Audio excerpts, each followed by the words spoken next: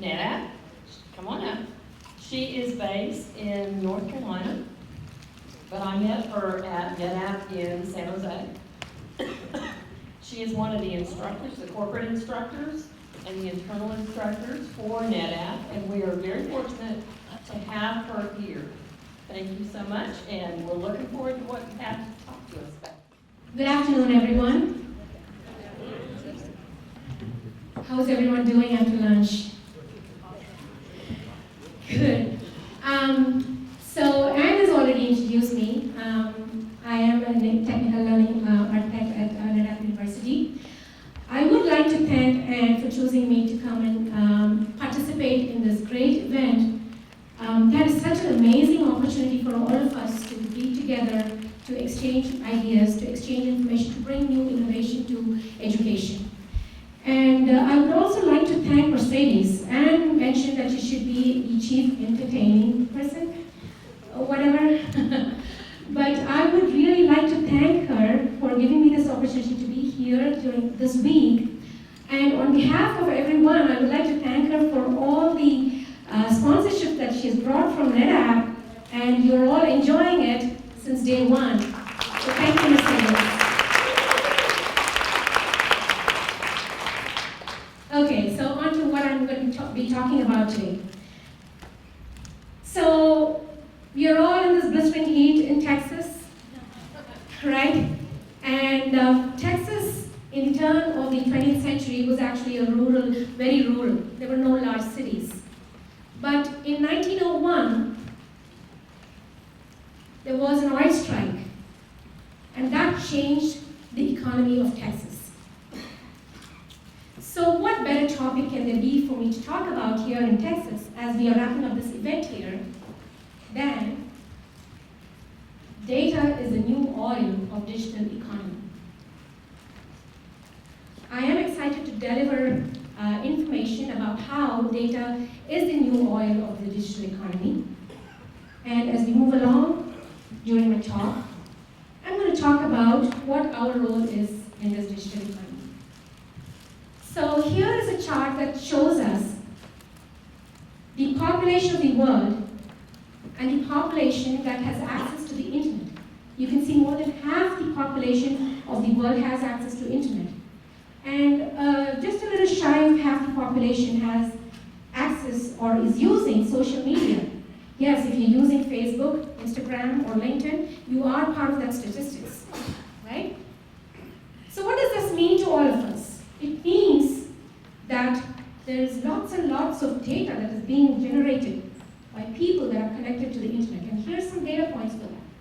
So you see that Google does about 4 million searches every minute of every day.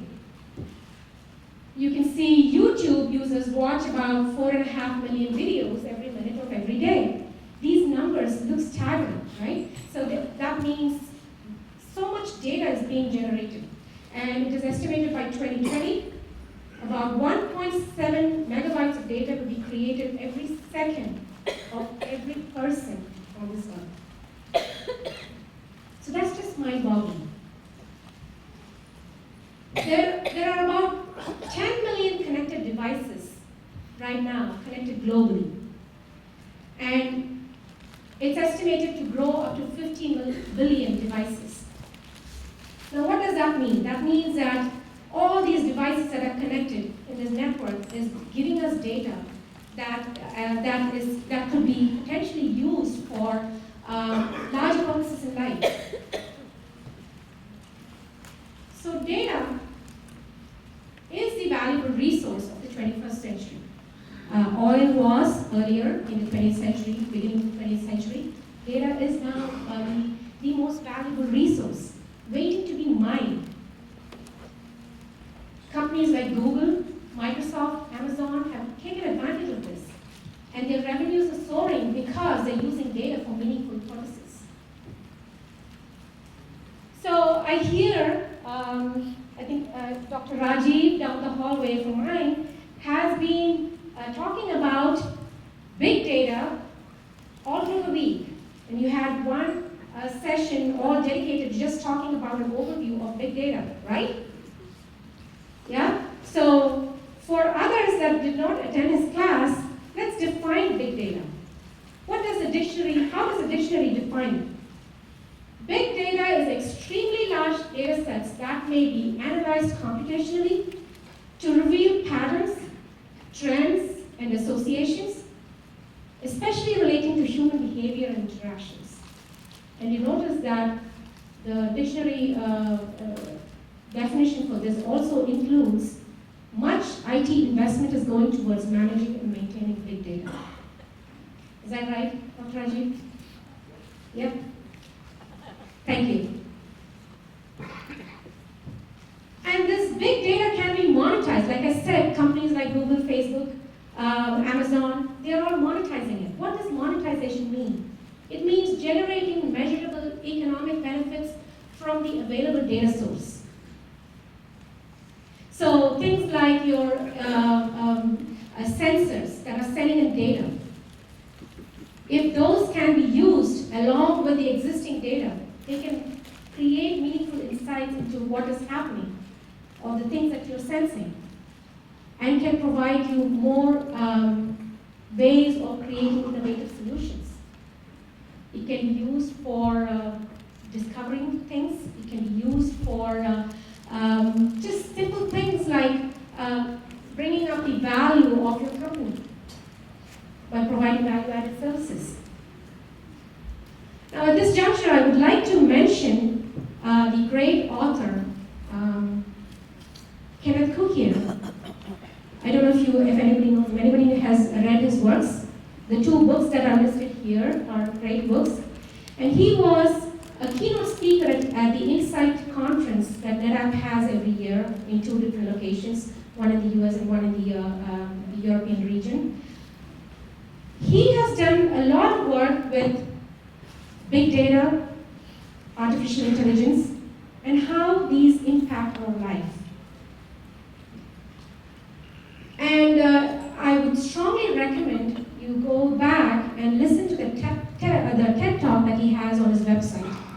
It is only 15 minutes, but it is such a powerful talk of how big data affect our life. And I would like to just quote what he says at the very end of his TED Talk. And here's what he says.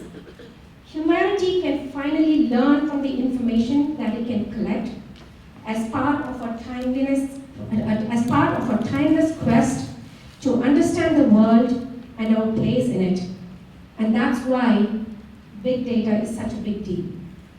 So big data is a big deal because we can do things that we could have never imagined before by using data in ways that we have never used before. So we don't lead our lives the same way anymore like we used to 10 years ago or even 5 years ago. Now take, for example, a sample of a day in my work life. I wake up in the morning, I ask Alexa what the weather is outside so I can dress appropriately. Or maybe I take an Uber service to get to work because I'm lazy to drive. I get to my desk and then message my co-workers using Slack. And then I feel like having a cup of coffee, so I go downstairs to the cafeteria, pay them with Apple Pay, and get a cup of coffee. I come back to my desk and make a to-do list with Trello. And then it's time for lunch. So I order lunch using Grubhub, come back for a conference call with on Google Hangouts. All right, I've done too much work already. Let me plan my vacation. Let's get to book my vacation using Airbnb. And after that hard day's work, I'm going to unwind by watching a movie on Netflix. How many of you can say that you've used one or more of these applications in your every day-to-day life? Oh, come on, I need to see more hands. Yes, so these play such an important role in our day-to-day lives. And it's going to become, it's going to get even more driven by these applications for everything that we do, right? So, all these applications means that we are providing information to these applications, that someone is monitoring, someone is watching, someone is making decisions based on the stuff that we put in those applications, that we use, the way we use the internet, the way we use the social media, the way we use the applications. Has anyone heard the song, "Every breath you take, every step you, or every move you make, every bond you break, every step you take, I'll be watching you"? That's scary, isn't it? Somebody is watching us all the time. But that's just unethical use of data that that we can joke about. But there are some legitimate uses of data that is listed here on the slide. Fraud detection. I'm sure everyone is familiar with fraud detection. Has anyone ever not received a phone call from your credit card company saying that your credit card has been compromised and therefore we are going to cancel your card? How many of you have received such a call? And what a pain it can be if that's just a mistake, right? So credit card companies cannot afford to make a bad decision about the fraudulent use of your credit card and call you to cancel that card, because they're going to lose your business if that's a bad choice, that's a bad thing to do, right? So what can they do to avoid such bad decisions? They can use the data that they have collected to make this decision whether this a credit card use was in fact a fraudulent use or not. For example, if you are vacationing in Hawaii and you are filling up your gas tank and using your credit card for that purpose, the credit card company is going to be on alert that you don't live in Hawaii, you live somewhere in Florida, but your credit card is being used in Hawaii, right? Now, the big data use has become so sophisticated by these companies that they're making good decisions based on the data that they have. What they do is perhaps go check out what other things you have done. Maybe they notice that you have purchased sunscreen. That's an indication that you are possibly vacationing in Hawaii. Maybe they notice that you have you purchased some snorkeling gear. Yeah, that's another indication. So based on all these indicators, they can make informed decisions to decide whether they want to alert you as that the credit card usage in Hawaii is going to be a fraud case or not. So they keep you happy if they don't actually call you because you are in Hawaii enjoying your vacation. You don't want to deal with this call, right? So it can get even more sophisticated than that, where fraud happens usually in certain geographical locations, and the zip codes where these things happen, they tend to shift over time, and so they can monitor the trends in these patterns, and then the retailers and credit card companies can then pay close attention to where the credit card is being used, which can help them make this decision, right? So that's a great use case for big data. Let's take the next one, the behavioral analytics. Now, thousands of messages are being posted frequently, bashing companies, bashing maybe retailers, which they are forced to monitor now because they're going to lose their business if there's negative comments about their business. So they are forced to monitor and make responses to those posts or to those social media posts. So that's another use case. And they, in fact, invest on tools that can monitor. In fact, I had a friend who said her job was as a social media analyst for PayPal. And I'm like, what the hell do you do? I never understood why she was even employed. So now I do understand. Yes, now I do understand. I understand how important it is to have people employed or even tools used to monitor such social behavior that can help in the outcomes of businesses. Predictive support, and this one I'm so excited to present this to you, because we at NetApp, we help customers store their data. We started out as storage companies. Now we are, as a storage company, we are now a data management company. We help the customers store data in either on-premises or in the cloud or in a hybrid cloud environment. But what we also do is collect telemetric information from all those systems that we have deployed in the field and bring it for better use of that data. We gather information from more than 300,000 endpoints, and more than 200 billion data points are processed every day to make decisions or to make predictions on how those systems are going to behave in the future, how we can help customers reduce the cost, and how we can proactively help them to avoid a disaster. And this is a way that we use the big data that we collect to help our customers do better with their business, right? So that's another use case of using big data. So every enterprise is undergoing digital transformation, which means that they are using digital technologies in different ways to bring about change in the way they do business. Take, for example, this slide that shows different sectors. Every industry in every sector here is using data, big data. They are part of this digital transformation. And their revenues are soaring because of the way they use the data to transform their business, to give value-added services for their customers. So new solutions, new markets means new opportunities. Things like IoT, things like enterprise apps development, things like artificial intelligence and machine learning, DevOps and cloud, they are all involved in this transformation that we are undergoing. So here's a chart that shows,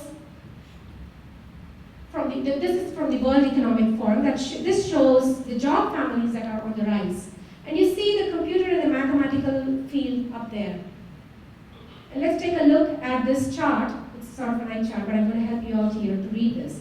We are going to focus on the computer and the mathematical areas, and you see the hottest jobs in 2019 in these areas is full stack software developer, cloud solutions architect, cybersecurity analyst, data visualization specialist, and mobile developers.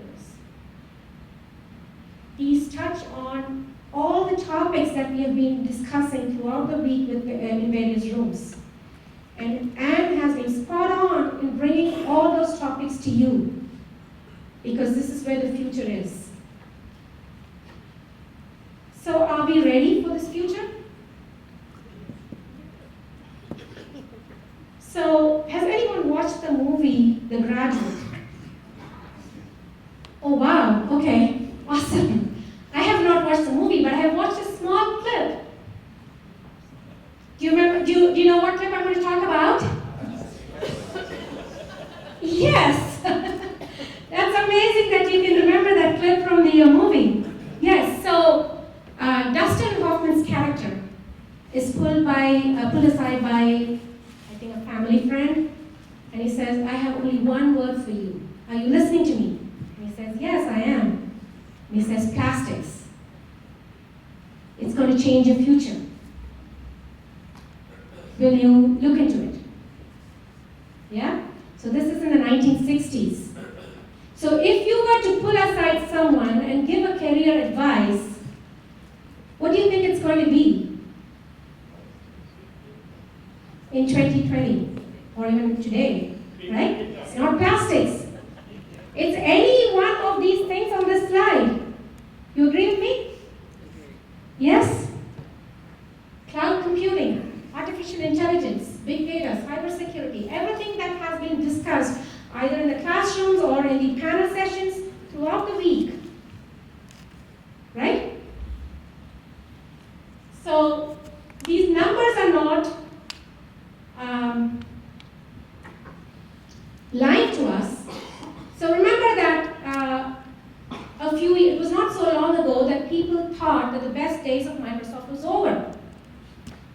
Right? What happened? They brought in a new CEO, and he changed Microsoft from a Windows company to a cloud company. Right? Can anyone guess which one of these columns represents Azure by Microsoft? Well, they don't have the biggest revenues, of course, but their revenues have grown tremendously in the last 4 years. Right? But they do have the biggest annual growth. So I'm going to say that first column represents Azure. And then of course we have GCP, AWS, Alibaba, which is catching on, and IBM Cloud. So these numbers don't lie to us. Cloud is the big thing now, right? So let's take a look at some of the cloud jobs and the skill sets that they are requiring. So this is just a sample of the skill sets that I just picked up so that I can fill up one slide, but I can go multiple slides with the skill sets that we want. But let's take a look at this. Database skills, such as SQL, is very important. Having MySQL, MongoDB, and Hadoop can be useful and even advantageous. Programming skills, Python. We did talk about the Java and .NET. They haven't gone away anywhere.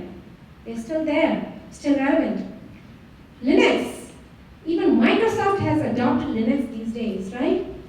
So it's good to have Linux experience. DevOps. So that buzzword DevOps means different things to different people. But for a job seeker, it means that they have to know these tools. Git, Jenkins. So this is again just a sample. I'm not listing everything that a DevOps practitioner would need to know. We did discuss in our class a few things like Kubernetes. We did talk about automation tools like Ansible. So there are several tools that can fill up many more slides. This is just a sample. Cloud the security. Wherever your data is, it is always at risk. And therefore, the need for people to keep it safe is going to be important. Data scientists. This is another hot field in the job market. If you pull up jobs and if you look for qualifications required for a data scientist, these are some of the buzzwords that you will see there. And we even have a class on Tableau.